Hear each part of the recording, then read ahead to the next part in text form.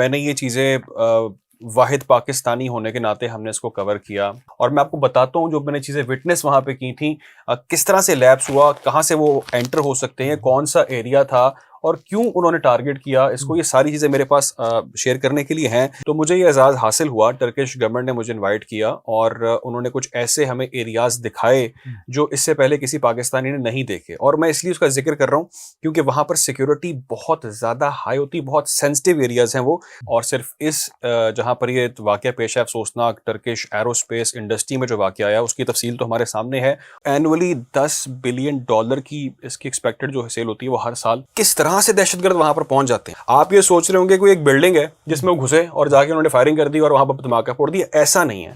आपको क्लियरेंस लेनी होगी उस एरिया में दाखिल होने के लिए। दहशतगर्दी के वाकयात वहां पर भी होते हैं, उनका मीडिया और तरह रिपोर्ट करता है। ताने बाने कहा कि जी अमेरिका से मिलते हैं, शायद उनको वो फंडिंग करते हैं और वो चाहते हैं यहाँ पर बदअमनी हो, टूरिज्म इससे मुतासर होती है। तकसीम स्क्वायर के वाक़े के बाद लोगों ने टर्की का रुख करना छोड़ दिया था। इसके पीछे कुर्द हो सकते हैं, एक मुस्लिम मुल्क, एक ताकतवर मुल्क जब भी रूस के करीब जाता है, वो खा कोई भी मुल्क हो, तो उसको खबरदार किया जाता है। अपना अगर ब्लॉक चेंज कर रहे हैं या कुछ ऐसे ममालिक के साथ अपने मरासिम कुर्बतें बढ़ा रहे हैं तो उससे कॉन्सिक्वेंसेस भी हो सकते हैं। मतलब जो पैगाम वो देना चाहते थे वो उन्होंने दे दिया। बिस्मिल्लाहिर्रहमानिर्रहीम, अस्सलाम वालेकुम नाजरीन, आप देख रहे हैं एक न्यूज़ डिजिटल और मैं हूं बिलाल ज़फ़र।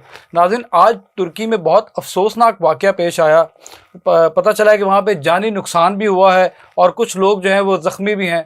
तो तुर्की की ये सारी सूरत हाल, मैं आज मेरे साथ अली डार साहब मौजूद हैं जिनको ये एजाज़ हासिल है कि इन्होंने तुर्की के वो मकामात भी विज़िट किए हैं पाकिस्तान की तरफ से जिनके बारे में आपको पता भी नहीं होगा और बहुत कॉन्फिडेंशियल जो है वो मकामात हैं। उसके बारे में इनसे बात करेंगे कि आज का जो वाक़या पेश आया ये किस चीज़ की फर्म थी, ये किस जगह पे वाक़या पेश आया और ये किस तरह हो गया। इतनी सिक्योरिटी वहाँ पे, इतलात के मुताबिक वहाँ बहुत ज़्यादा सिक्योरिटी होती है। तो डॉक्टर साहब क्या कहना चाहेंगे आज जिस फर्म के अंदर ये वाक़या पेश आया अफसोसनाक, जिसमें 4 लोग जाँ बहक हो गए और 14 लोग ज़ख्मी हो गए।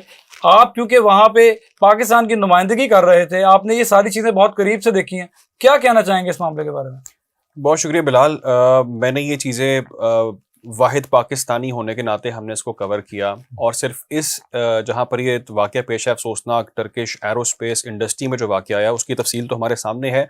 और मैं आपको बताता हूँ जो मैंने चीज़ें विटनेस वहाँ पे की थी, किस तरह से लैप्स हुआ, कहाँ से वो एंटर हो सकते हैं, कौन सा एरिया था और क्यों उन्होंने टारगेट किया इसको। ये सारी चीज़ें मेरे पास शेयर करने के लिए हैं।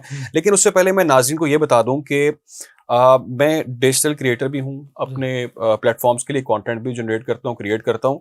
तो मुझे ये एजाज़ हासिल हुआ, टर्किश गवर्नमेंट ने मुझे इनवाइट किया और उन्होंने कुछ ऐसे हमें एरियाज़ दिखाए जो इससे पहले किसी पाकिस्तानी ने नहीं देखे। और मैं इसलिए उसका जिक्र कर रहा हूँ क्योंकि वहाँ पर सिक्योरिटी बहुत ज़्यादा हाई होती, बहुत सेंसिटिव एरियाज़ हैं वो, जहाँ पर हमें जाने का एजाज़ हासिल हुआ। जिसमें JCC एरिया था, JCC मीन्स के जॉइंट कोऑर्डिनेशन सेंटर। वहाँ पर रूस की, वहाँ पर यूक्रेन के जो ऑफिशियल्स हैं वहाँ पर वो बैठते हैं, उनके अफसरान वहाँ पर बैठते हैं और बहुत सारी चीज़ों को डिस्कस करते हैं। फ्यूचर के मामलात वहाँ पर डिसाइड किए जाते हैं वॉर के हवाले से।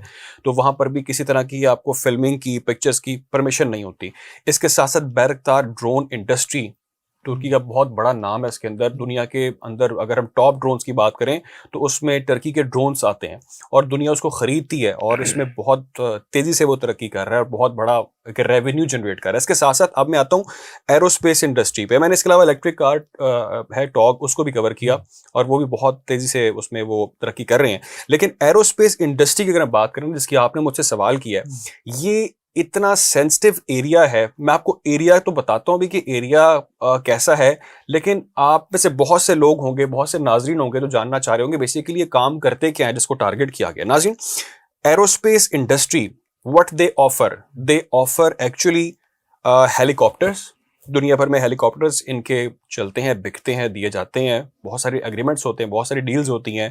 एयरक्राफ्ट्स हैं, उसमें गनशिप हेलीकॉप्टर्स भी आ जाते हैं, फिर बहुत सारी UAVs हैं, फिर इसके साथ साथ स्पेस सिस्टम्स की चीज़ें हैं जिसमें दुनिया आज तरक्की कर रही है। और ये दुनिया के टॉप में अगर हम बात करें टर्की की, तो दुनिया के टॉप के अंदर इसका शुमार होता है, जिसकी सेल इस वक्त दुनिया में हो रही है। अगर हम बात करें एनुअली की, तो एनुअली $10 बिलियन की इसकी एक्सपेक्टेड जो सेल होती है वो हर साल होती है। अच्छा, अब इसको टारगेट किया गया वो मैं आपको एक्सप्लेन करता हूँ। इसको टारगेट करने के क्या मकासद हैं, इनके पीछे कौन लोग हो सकते हैं? देखिए बिलाल, जो इस वक्त नाजरीन जानना चाह रहे हैं, पहली चीज़ मैं आपको उस पर भी हम डिस्कस करते हैं, लेकिन बहुत जब मैंने सुनी ये न्यूज़ मेरे सामने आई तो आपसे मेरा जब राब्ता भी हुआ, हमने इस पे बात हम कर रहे थे, तो नाज़रीन सबसे ज़्यादा शॉकिंग चीज़ ये इसमें है कि किस तरह से दहशतगर्द वहाँ पर पहुँच जाते हैं। मैंने विटनेस ये किया कि जो अंकारा के आउटस्कर्ट्स एरियाज़ हैं, यानी कि जो दूर दराज के इलाके जिन्हें हम कहते हैं, जो बिल्कुल आबादी के दरमियान में नहीं होते, थोड़े हट के बनाए जाते हैं सेंसिटिव एरियाज़,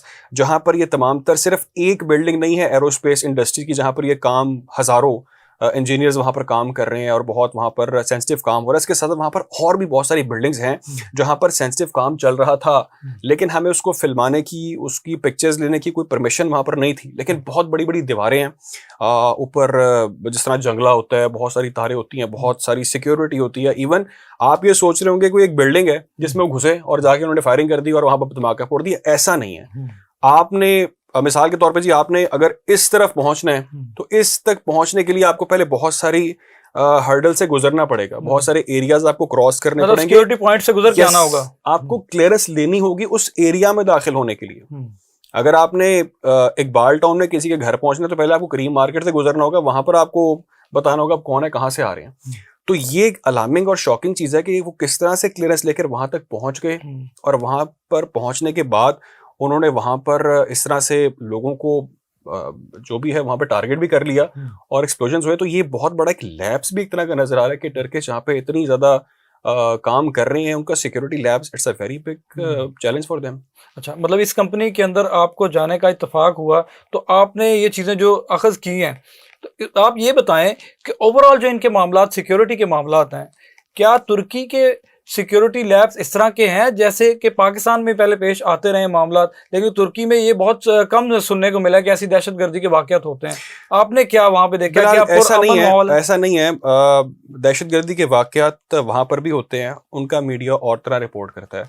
मैंने इससे पहले इस्तिकलाल स्ट्रीट पर भी कुछ अर्सा पहले हुआ था, अटैक हुआ था, जिस पर गालिबन कुछ कुर्द उसमें इन्वॉल्व थे। उन्होंने वहाँ पर बहुत सारे लोग उसमें जान की बाजी हार गए थे, तो उसकी जिम्मेदारी कुर्दों ने कबूल की या उनको अरेस्ट भी किया गया, कुछ लोग मारे भी गए, पकड़े भी गए।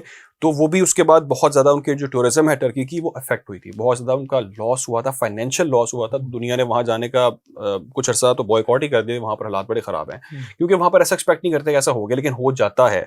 अब ये भी जो चीज़ हुई है, ठीक है, इसके ताने बाने कहाँ मिलते हैं वो हम डिस्कस करते हैं, लेकिन अभी हम ये बात कर रहे हैं कि ये वाकयात का होना लॉन्ग टर्म में टर्की को बहुत डैमेज करेगा। मैं आपको बता रहा हूँ, जो इंडस्ट्री उनकी है वो बहुत रैपिडली ग्रो कर रही है, और उनकी जो डिपेंडेंसी है, यानी कि 1973 के अंदर इसको बनाया जाता है, इस एरोस्पेस इंडस्ट्री को मिनिस्ट्री ऑफ इंडस्ट्री टेक के अंदर ही आती है, और इनकी डिपेंडेंसी अपने जो दीगर ममालिक पे थी जिनसे पहले ये चीज़ें बाय करते थे अपने मुल्क के लिए, अपने डिफेंस को स्ट्रॉन्ग करने के लिए, अब वो इन्होंने ऑलमोस्ट ख़त्म की, बल्कि अब इन्होंने दुनिया को प्रोवाइड करना शुरू कर दी। उसमें ईरान का नाम आता है, शायद गालिबन चाइना का नाम आता है, रूस के साथ बहुत सारे इनके मामला थे। तो ये एक दुनिया पर कह लें कि आप छाए हुए थे और बहुत रैपिडली, मैं बार बार कह रहा हूँ, ग्रो कर रहे थे। तो उसको डेफिनेटली कुछ लोग हैं ऐसे होंगे, और वो कौन है उसकी हम बात करते हैं। अच्छा डॉक्टर साहब, इसके पीछे क्या मकासद हो सकते हैं? ऐसी कौन सी पावरें हैं जो ये सारा कुछ कर रही हैं, जिसको शक की निगाह से देखा जा रहा है तुर्की की जानिब से? देखिए बिलाल,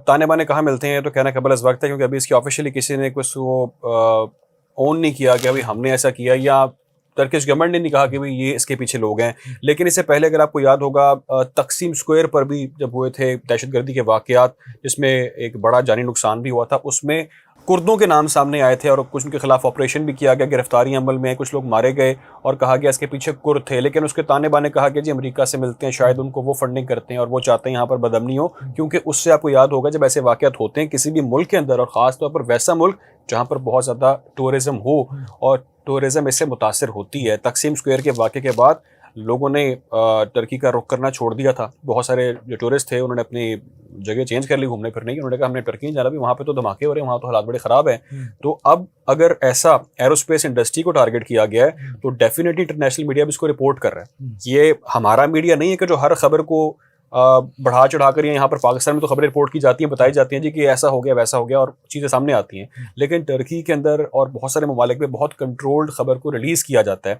लेकिन ये एक बड़ा वाक़या हो गया और इसको अब दुनिया देख रही है, तो डेफिनेटली बहुत सारे ऐसे लोग हैं जो चाहेंगे कि टर्की के अंदर जो है वो अमन ना हो, और जो अमन उनका है वो मुतासिर हो और उनके मामलात ख़राब हो।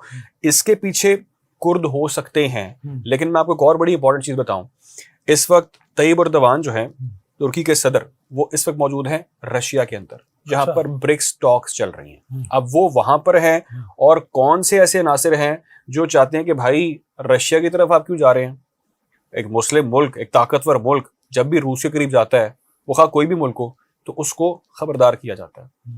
I am not saying that कि खबरदार किया गया है, बट मे बी मतलब ये इशारा भी दिया गया है कि मतलब वो अगर वहां पे मौजूद हैं तो ऐसा भी हो सकता है। बिल्कुल ऐसा हो सकता है कि भाई आप अपना अगर ब्लॉक चेंज कर रहे हैं या कुछ ऐसे ममालिक के साथ अपने मरासिम कुर्बतें बढ़ा रहे हैं, तो उसके कॉन्सिक्वेंसेस भी हो सकते हैं। I am not saying that के हैं, बट हो सकते हैं। अगर आपने पूछा आने वाला जो फ्यूचर है उसके बारे में क्या देखते हैं, क्या होने जा रहा है? मैंने आपको बताया कि फ्यूचर की अगर बात करें तो 1973 में शुरू होने वाला एरोस्पेस इंडस्ट्री आज दुनिया भर में अपने चीज़ों को एक्सपोर्ट कर रहा है, बेच रहा है।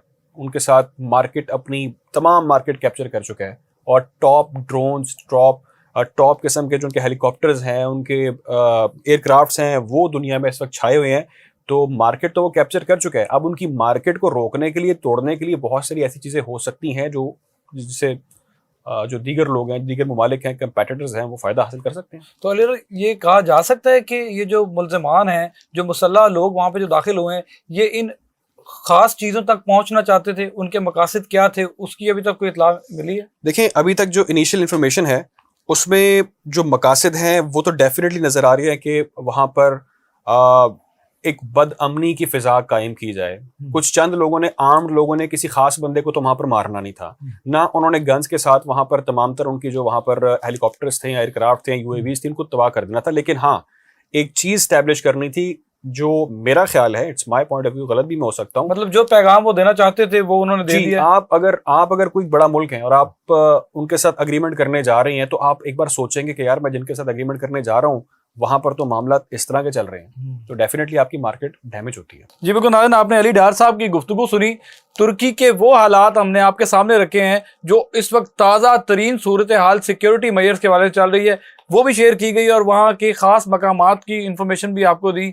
और नाज़रीन, मिलते हैं नए टॉपिक, नए किसी मेहमान के साथ, तब तक के लिए इजाज़त दीजिए। अल्लाह हाफ़िज़।